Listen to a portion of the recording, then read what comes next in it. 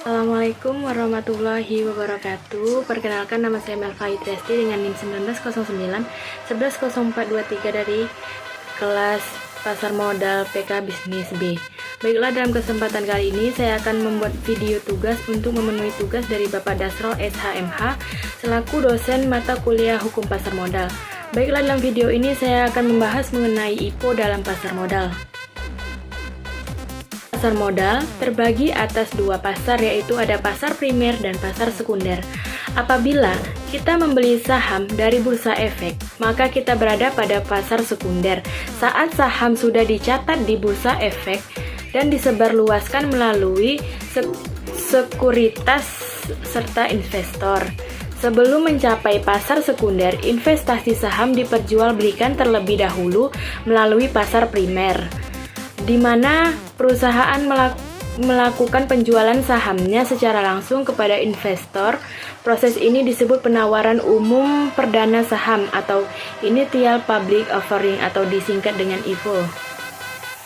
Sebelum perusahaan melakukan IPO, terdapat beberapa tahapan yang harus dilakukan oleh perusahaan. Yang pertama, perusahaan harus mendapatkan persetujuan dari stakeholder dan mempersiapkan penjamin emisi yang membantu perusahaan dalam melakukan IPO. Yang kedua, emiten harus menyampaikan permohonan pencatatan saham ke Bursa Efek Indonesia atau BEI dan menyampaikan pernyataan pendaftaran ke Otoritas Jasa Keuangan. Yang ketiga, perusahaan dapat menerbitkan prospektus ringkas dan melakukan public expose jika izin publikasi telah keluar dari OJK. Selanjutnya, yang keempat itu ada perusahaan membuka masa penawaran umum saham atau offering kepada publik setelah pernyataan pendaftaran perusahaan telah dinyatakan efektif oleh OJK. Selanjutnya, yang kelima itu ada BEI akan memberikan persetujuan dan mengumumkan pencatatan saham perusahaan serta memberikan kode saham atau ticker perusahaan untuk keperluan perdagangan saham di bursa efek.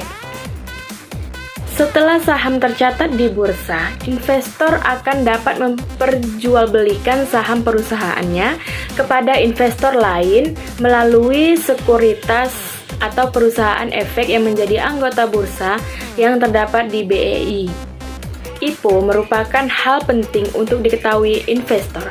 Sebelum IPO menjadi ladang bagi investor itu sendiri untuk mendapatkan keuntungan. Namun, investor harus berhati-hati untuk memilih investasi saham yang dibeli saat IPO dengan mempelajari informasi kinerja perusahaan terlebih dahulu, karena tidak semua pembeli saham perdana akan menghasilkan keuntungan yang layak. Terima kasih, mungkin sekian saya ucapkan. Apabila ada kesalahan perkataan saya dalam video ini, saya mohon maaf. Semoga video ini dapat bermanfaat. Saya akhiri. Wassalamualaikum warahmatullahi wabarakatuh.